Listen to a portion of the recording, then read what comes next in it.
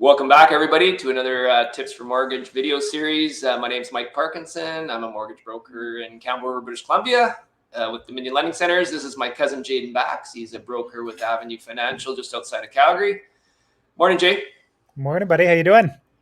Really good, really good. We're going to talk some reverse mortgages here and continue on with our series with that.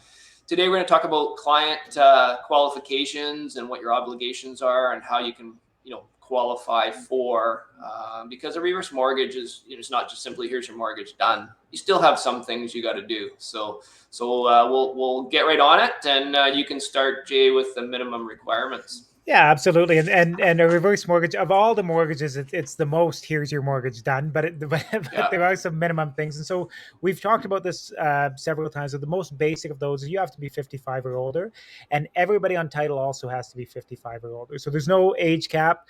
You could be 106 and still get a reverse mortgage. It's just you have to be at least 55. You need to be a Canadian homeowner buying a home in Canada, and unfortunately, that currently excludes First Nations leased land. There's other programs for that kind of land, but just doesn't work with these. Needs to be an appraised home value of at least $200,000. So these lenders aren't really interested in getting into lower value homes, low value condos, or maybe mobile home pads or things like that. They want something yeah. that they believe that the value will grow, and they want and they're basically look at any other type of house. It'd be a detached, semi-detached, a townhome or a condo. So on to you, Mike, for the title. Excellent. Yeah, and just back to that, definitely no mobile homes. I've certainly tried. So not at this time, but you know what? They may be coming out with that in the future. So I'll keep you posted on that. Yeah, and for title, both homeowners have to be on title and both homeowners have to be the 55 plus. So if you have a spouse that's not on title, that could be an issue that we would have to try to get around. There could be an exception. Sometimes there is, sometimes there isn't. They must be held as joint tenants, which means you're 50-50 owners of the property. And applications are only for people that are on title or for power of attorney, on the legal power of attorney. And the power of attorney is specific for real estate. So there's all kinds of powers of attorney, but that's something you'd have to talk to your lawyer about. So client obligations, Jay? Just very simple things, and basically they're wanting to make sure that you're taking care of the home, right? So you got to be paying your property taxes. That's going to be up to date. Some communities have deferred programs, but you need to be part of that program. If you're not paying them, you need to be part of that deferred program. You need to have home insurance. That home that you're living in is now the asset that is securing the mortgage for them. So Right. they need to know that if it burns down, there's something paying it back. And generally speaking, they'll be the first one to get paid out and then kind of go forward from there. If you're strata, which in Alberta is more we would call a condo, there needs to be confirmation of strata insurance there as well. So again, they're just looking to cover the property, make sure that it's protected, and then it needs to be a property that you live in for at least 6 months out of the year. So we know in the community that we're dealing with for this, there's quite often snowbirds. But the house that you're getting the mortgage from, you could take that reverse mortgage on your current home and buy a place down south to be a snowbird with. But the reverse mortgage itself has to be on that primary residence at least 6 months out of the year that you live in. On to encumbrances with you, Mike. Yeah, so encumbrances are basically any debt that's against or any liens on the property when you go to get a reverse mortgage, and typically mortgages, anyways.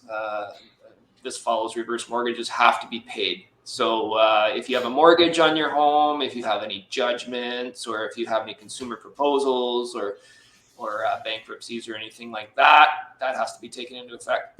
If you are deferring your property taxes, then those would have to be brought to current.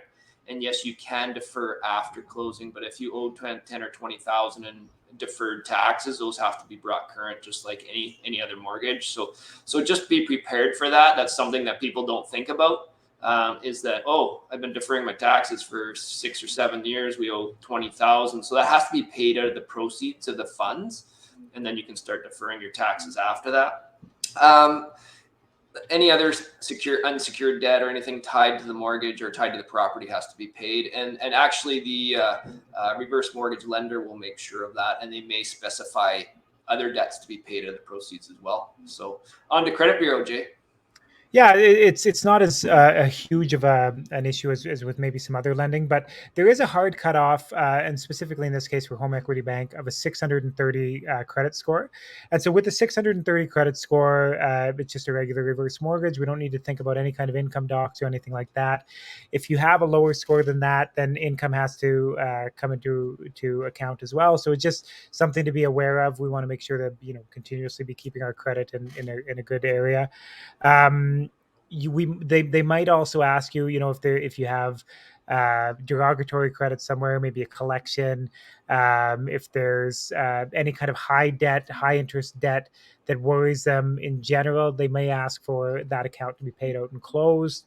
Yep. So if you have a credit card with a $30,000 limit and you have a $30,000 balance on it at 19.99%, they might ask you to close that from the proceeds as Right. part of the reverse mortgage. And the last thing is just for us, people get worried about us pulling their credit bureaus. It's just such a small hit. And it only kind of affects you once for within a 45-day period for any kind of Yep. mortgage related pull. But we need to make sure that we're sending in bureaus within 60 days of pulling them. So it's relatively important that you make a relatively quick decision when you start going ahead to do this. At the end of the day, if it's not within 60, we'll just pull the bureau again. Will have a minimal effect, so nothing to really worry about. So on to you with the income qualification, Mike. Yeah, perfect. Well, as people are pretty aware of with reverse mortgages, and the reason why they're really popular is you don't really have to debt service your mortgage, but you do have to show that you have some income. They want to see that you have income enough to support your property taxes, your insurance, your condo fees, and things like that. And actually, the lender could ask for income docs once it's underwritten as well. So it's up to the lender in the end. If you don't have enough income to show that you can support that, then typically the lender will do like a holdback.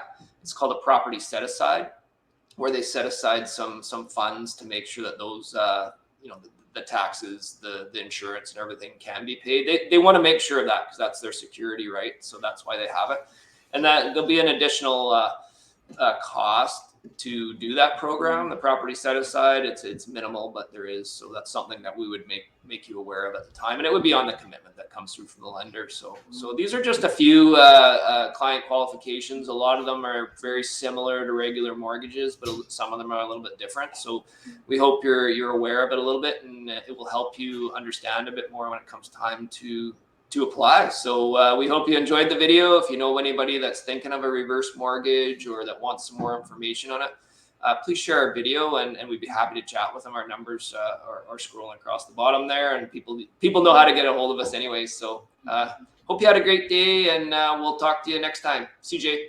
Okay, see you, Mike.